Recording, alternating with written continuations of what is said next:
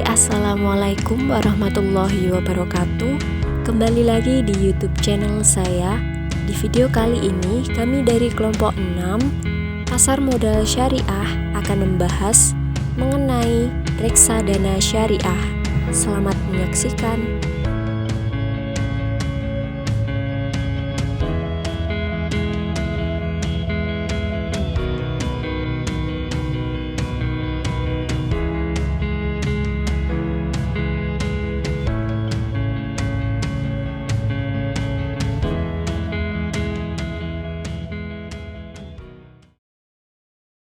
Pengertian reksadana. Reksadana adalah alat investasi yang berguna untuk menghimpun dana dari masyarakat untuk selanjutnya diinvestasikan dalam produk keuangan atau portofolio efek oleh perusahaan manajer investasi. Kemudian, definisi investasi reksadana menurut Undang-Undang Nomor 8 Tahun 1995 Pasal 1 ayat 27 tentang pasar modal, reksadana adalah wadah yang dipergunakan untuk menghimpun dana dari masyarakat pemodal untuk selanjutnya diinvestasikan dalam portofolio efek oleh manajer investasi. Jenis-jenis reksadana. Di Indonesia banyak sekali jenis produk reksadana, yaitu lebih dari 200 produk reksadana konvensional dan jumlah ini terus meningkat. Pada kali ini saya hanya menyebutkan 3 saja jenis dari reksadana. Yang pertama yaitu reksadana terbuka dan reksadana tertutup. Berdasarkan kewajiban reksadana berkaitan dengan unit penyertaan atau saham yang telah dijualnya, reksadana terbuka memiliki kewajiban untuk membeli saham atau unit penyertaan yang telah dijual kepada investor. Jika investor ingin menjual reksadana tersebut, manajer investasi wajib membeli kembali reksadana tersebut. Sebagian besar reksadana yang ada di Indonesia berjenis reksadana terbuka. Kemudian reksadana tertutup tidak memiliki kewajiban untuk membeli saham atau unit pernyataan yang telah dijual kepada investor. Jika investor ingin menjual reksadana tersebut, harus melalui mekanisme bursa. Salah satu produk reksadana tertutup yang ada di Indonesia dikelola oleh PT BDNI Reksadana yang pada tahun 1995 telah menerbitkan 600 juta saham senilai 300 miliar. Reksadana ini kurang familiar di Indonesia. Yang kedua yaitu reksadana rupiah dan reksadana dolar. Berdasarkan jenis mata uang yang digunakan untuk transaksi, reksadana ini dibedakan menjadi reksadana rupiah dan reksadana dolar Amerika. Perbedaannya hanya terletak pada mata uang yang digunakan, tetapi produknya kurang lebih sama. Kemudian yang ketiga, reksadana konvensional dan reksadana syariah. Di Indonesia terdapat 2 jenis produk keuangan, yaitu produk keuangan konvensional dan produk keuangan yang syariah. Produk keuangan konvensional adalah produk-produk keuangan yang sering kita jumpai, yaitu deposit, obligasi, saham, reksadana, dan lain sebagainya. Produk keuangan syariah adalah produk keuangan yang dijalankan dengan kaidah-kaidah syariah. Contohnya yaitu suku, saham syariah, dan reksadana syariah. Pandangan syariah tentang reksadana. Pada prinsipnya, setiap sesuatu dalam muamalat adalah dibolehkan selama tidak bertentangan dengan syariah. Mengikuti kaidah fikih yang dipegang oleh mazhab Hambali dan para fuqaha lainnya, yaitu pada Al-Fiqh Al-Islami wa Adilatu Juz 4 halaman 199 yang memiliki arti yaitu prinsip dasar dalam transaksi dan syarat-syarat yang berkenaan dengannya ialah boleh diadakan selama tidak dilarang oleh syariah atau bertentangan dengan nas syariah. Allah Subhanahu wa Ta'ala memerintahkan orang-orang yang beriman agar memenuhi akad yang mereka lakukan seperti disebut dalam Al-Quran Al-Maidah ayat 1 yang memiliki arti yaitu, hai orang-orang yang beriman, penuhilah akad-akad itu. Syarat-syarat yang berlaku dalam sebuah akad adalah syarat-syarat yang ditentukan sendiri oleh kaum muslimin selama tidak melanggar ajaran Islam. Rasulullah SAW memberi batasan tersebut. Hadis riwayat Abu Dawud, Ibnu Majah, dan Tirmizi dan Amr bin Auf, yaitu perdamaian itu boleh antara orang-orang Islam kecuali perdamaian yang mengharamkan yang halal atau menghalalkan yang haram. Orang-orang Islam wajib memenuhi syarat-syarat yang mereka disepakati kecuali syarat yang mengharamkan yang halal atau menghalalkan yang haram. Dalam reksadana konvensional berisi akad muamalah yang diperbolehkan dalam Islam, yaitu jual beli dan bagi hasil atau mudharabah atau musyarakah. Dan di sana terdapat banyak maslahat seperti memajukan perekonomian, saling memberi keuntungan di antara para pelakunya, meminimalkan resiko dalam pasar modal dan sebagainya. Namun di dalamnya juga ada hal-hal bertentangan dengan syariah, baik dari segi akad, operasi, investasi, transaksi, dan pembagian keuntungannya. Syariah dapat menerima usaha semacam reksadana sepanjang hal yang tidak dipertentangkan dengan syariah. Dr.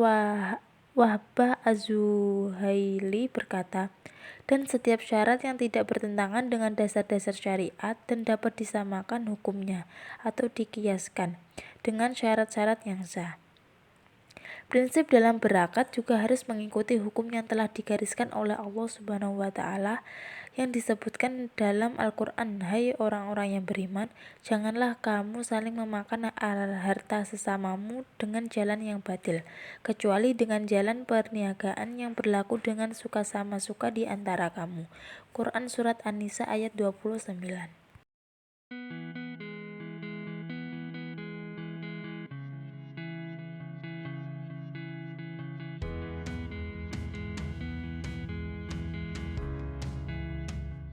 Perkembangan industri reksadana syariah.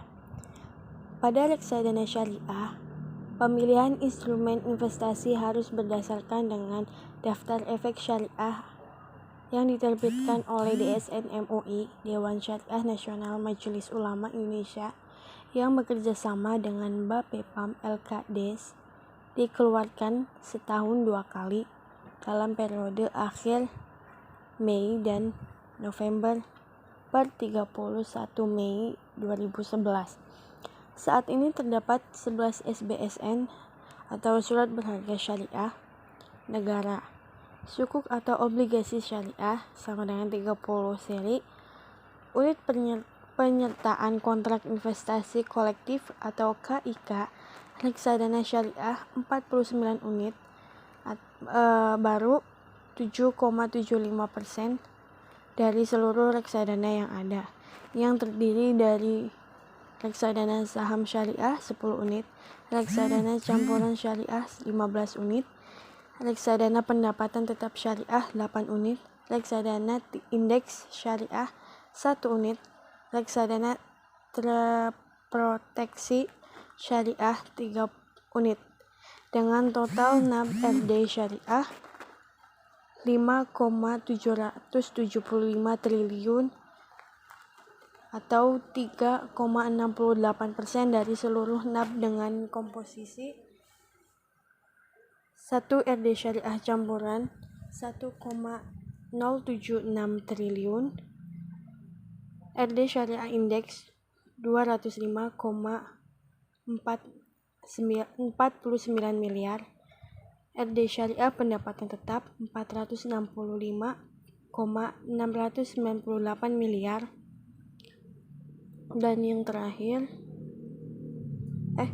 dan yang keempat RD syariah saham 1,8 triliun, 5 RD syariah terproteksi 2,227 triliun. Emiten syariah tercatat di bursa listing 213 emiten perusahaan publik syariah, tidak listing 9 emiten, total daftar efek syariah 225 emiten. Keuntungan dan risiko investasi melalui reksadana syariah. Hal utama yang membedakan antara reksadana syariah dengan reksadana jenis lainnya adalah penempatan dana atau investasinya. Reksadana syariah akan menempatkan dana ke dalam perusahaan yang bidang usahanya tidak bertentangan dengan prinsip syariah seperti bank kustodian. Investasi reksadana syariah memang sangat sesuai untuk jangka panjang karena dapat meminimalkan volatilitas imbal hasil bagi investor. Pilihan reksadana pun semakin banyak, diantaranya yaitu reksadana IPB Syariah, reksadana Syariah Berimbang, reksadana PNM Ekuitas Syariah, dan yang terakhir Cipta Syariah Balance. Menurut studi, keuntungan yang diperoleh pemodal atau investor jika berinvestasi reksadana syariah antara lain yang pertama yaitu pemodal yang tidak memiliki dana cukup besar untuk berinvestasi dapat melakukan diversifikasi investasi dalam efek sehingga dapat membantu instrumen di pasar uang maupun pasar modal. Yang kedua, mempermudah modal untuk melakukan investasi di pasar modal secara modal. Pemodal dengan memiliki pemahaman yang baik mengenai investor. Yang ketiga, efisiensi waktu. Investor tidak perlu setiap saat memantau kinerja investasinya karena hal tersebut dialihkan kepada manajer investasi. Seperti halnya produk investasinya, di samping mendatangkan berbagai peluang keuntungan, reksadana syariah juga mengandung berbagai investor yang berinvestasi dengan reksadana syariah antara lain. Yang pertama, resiko berkurangnya nilai unit penyertaan. Resiko ini dipengaruhi oleh turunnya harga dari efek saham, obligasi, dan surat berharga lainnya yang masuk dalam portofolio reksadana syariah. Dan yang kedua, risiko likuiditas menyangkut kesulitan yang dihadapi oleh manajer investasi jika sebagian besar pemegang unit melakukan kembali redemption atas unit-unit yang dipegangnya. Apabila hal tersebut terjadi, manajer investasi kesulitan dalam menyediakan uang tunai redemption tersebut. Yang ketiga, risiko one prestasi merupakan risiko yang terburuk karena dapat menyebabkan penurunan nilai aktiva bersih atau NAB. Apabila investasi ingin melakukan reksadana syariah, investasi sebaiknya mengetahui keuntungan yang didapatkan dan risiko yang terjadi. Hal ini tidak mengakibatkan pandangan negatif terhadap keinginan masyarakat untuk berinvestasi melalui reksadana syariah di pasar modal.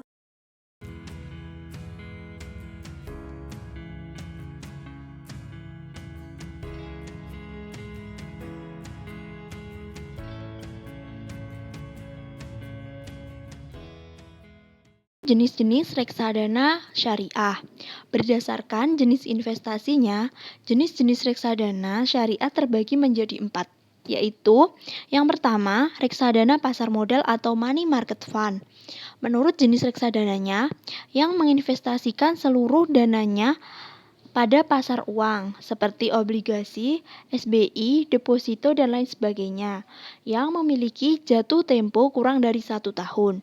Yang kedua yaitu reksadana saham atau equity fund merupakan jenis reksadana yang sedikitnya 80% dialokasikan untuk investasi pada saham.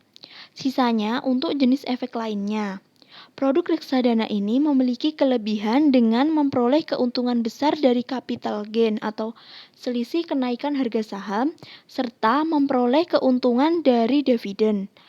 Namun, jenis reksadana ini memiliki resiko yang lebih besar karena fluktuasi harga saham. Jadi tergantung pada naik turunnya harga saham. Yang ketiga yaitu reksadana pendapatan tetap atau fixed income fund merupakan reksadana yang sedikitnya 80% dialokasikan untuk investasi yang imbal hasilnya bersifat tetap seperti surat utang, bunga deposito, SBI, dan lain-lain. Di Indonesia, jenis reksadana ini sering dilakukan investasi pada obligasi. Yang keempat atau yang terakhir yaitu reksadana campuran atau balance fund. Merupakan reksadana yang mengalokasikan dananya pada investasi yang fleksibel kepada jenis saham, obligasi maupun pasar uang. Jenis ini sangat bergantung pada keahlian para manajer investasinya dalam memberikan return yang baik. Menurut Peraturan Otoritas Jasa Keuangan Republik Indonesia Nomor 33/POJK 04/2019 tentang penerbitan dan persyaratan reksadana syariah dapat berupa 1. Reksadana syariah pasar uang, 2. Reksadana syariah pendapatan tetap, 3. Reksadana syariah saham, 4. Reksadana syariah campuran, 5. Reksadana syariah terproteksi, 6. Reksadana syariah indeks, 7. Reksadana syariah berbasis efek syariah luar negeri, 8. Reksadana syariah berbasis suku, 9. Reksadana syariah berbentuk kontra investasi kolektif yang unit penyertaannya diperdagangkan di bursa. Yang ke-10, reksadana syariah berbentuk kontra investasi kolektif penyertaan terbatas. Yang ke-11, reksadana syariah target waktu, dan yang ke-12 yaitu reksadana syariah lain sepanjang telah ditetapkan oleh Otoritas Jasa Keuangan. Itu teknik perhitungan bagi hasil pada reksadana syariah. Perjanjian antara manajer investasi dengan pengguna investasi dengan sistem mudharabah, yaitu perjanjian di mana pihak yang menyediakan dana berjanji kepada pengelola untuk menyerahkan modalnya dan pengelola berjanji mengelola modal tersebut. Yang membedakan reksadana syariah dan reksadana konvensional yaitu adanya keseluruhan proses manajemen portofolio, scanning atau penyaringan, dan cleansing atau pembersihan pada reksadana syariah. Kinerja dari investasi pengelolaan portofolio reksadana tercermin dari nilai aktiva bersih atau net asset value atau disingkat dengan NAB. Baik tidaknya kinerja investasi portofolio yang dikelola oleh manajer investasi dipengaruhi oleh kebijakan dan strategi investasi yang dijalankan oleh manajer investasi yang bersangkutan. Oleh karena itu, untuk mengetahui perkembangan nilai investasi suatu reksadana dapat dilihat dari peningkatan nilai aktiva bersihnya, sekaligus merupakan nilai investasi yang dimiliki investor. Menurut Peraturan Otoritas Jasa Keuangan Republik Indonesia Nomor 33/POJK 04/2019 tentang penerbitan dan persyaratan reksadana syariah, perhitungan bagi hasil sebagai berikut. Yang dimaksud dengan non-halal dari pendapatan dividen adalah hasil perkalian antara dividen yang diterima dengan cleansing faktor. Inilah yang membedakan reksadana syariah dan reksadana konvensional. Pada konvensional tidak memperhatikan ini. Cleansing faktor sendiri adalah hasil pembagian antara pendapatan non-halal dengan total pendapatan di laporan keuangan emiten.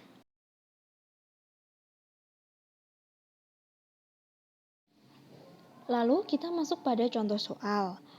PT XYZ Tbk memiliki pendapatan neto sebesar 118 juta rupiah. Pendapatan operasi lainnya sebesar 121.000 rupiah. Pendapatan bunga sebesar 4 juta rupiah, dan pendapatan klaim asuransi lainnya sebesar 500.000 rupiah. Lalu dengan soal tersebut kita dapat mengerjakannya sebagai berikut. Pada soal tersebut kita mencari cleansing faktor yang diperoleh adalah sebagai berikut. Yang pertama kita harus mencari pendapatan non-halal, yaitu pendapatan bunga ditambah pendapatan klaim asuransi, yaitu 4 juta ditambah dengan 500.000. Jadi kita memperolehnya 4.500.000. Kemudian kita mencari total pendapatan, yaitu pendapatan neto ditambah pendapatan operasi lain, yaitu 118 juta rupiah ditambah 121.000 ditambah 4 juta ditambah 500.000. Sehingga kita memperoleh 122 juta 122.621.000 rupiah. Lalu untuk mencari cleansing faktor kita harus membagi pendapatan non-halal dengan pendapatan total.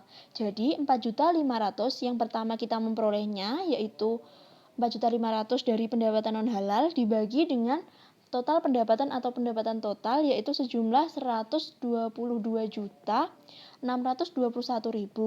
sehingga kita memperoleh 3,67%.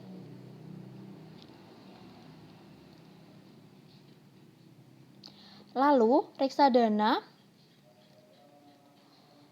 Syariah Saham Amanah memiliki portofolio saham pada PT XYZ Tbk dan mendapatkan hasil pembagian dividen sebesar 10 juta. Mohon maaf 10.000 ya, kita mendapatkan 10.000. Maka bagian non halal dari pendapatan dividen adalah sebagai berikut. Jadi untuk mencari atau memperoleh cleansing factor atau pendapatan bagian non halal dari dividen yang kita terima adalah 10.000 dikalikan dengan cleansing factor tadi, yaitu 3,67 memperoleh Rp367. Sehingga manajer investasi perlu memisahkan bagian non halal dari pendapatan dividen sebesar Rp367 ke dalam dana yang tidak dapat diakui sebagai nilai aktiva bersih reksadana syariah tersebut.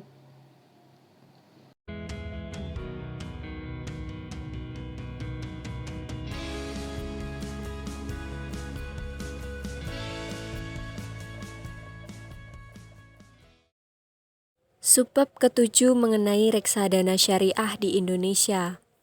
Reksadana syariah pertama kali diperkenalkan pada tahun 1995 oleh National Bank Saudi Arabia dengan nama Global Trade Equity. Kemudian lahir Undang-Undang Nomor 8 Tahun 1995 tentang pasar modal. Pada 12 Juni 1997, Bapepam mengeluarkan peraturan tentang reksadana berbentuk kontrak investasi kolektif atau KIK. Lahirnya reksadana berbentuk syariah pertama kali dilaksanakan pada 1998, di mana pada waktu itu PT Reksadana mengeluarkan produk berprinsip syariah berjenis dana reksa campuran yang dinamakan dana reksa syariah berimbang. Perkembangan industri reksadana syariah di Indonesia terus mengalami pertumbuhan yang relatif cepat dalam periode 5 tahun terakhir. Dibandingkan dengan jenis reksadana konvensional, perkembangan reksadana syariah tumbuh lebih cepat.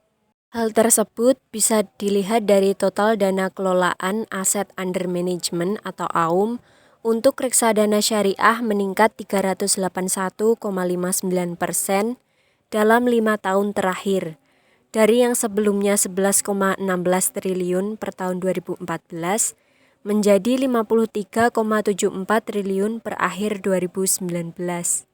Kenaikan AUM reksadana syariah juga diikuti pula dengan jumlah produk beredar yang meningkat 258,1% dari yang sebelumnya 74 produk per akhir 2014 menjadi 265 produk per akhir 2019. Pertumbuhan tersebut menjadi gambaran minat masyarakat terhadap produk reksadana syariah sebagai alternatif investasi semakin bertambah. Sekian penjelasan dari kami. Apabila ada salah kata, kami mohon maaf. Jangan lupa like, komen, dan subscribe. Terima kasih. Wassalamualaikum warahmatullahi wabarakatuh.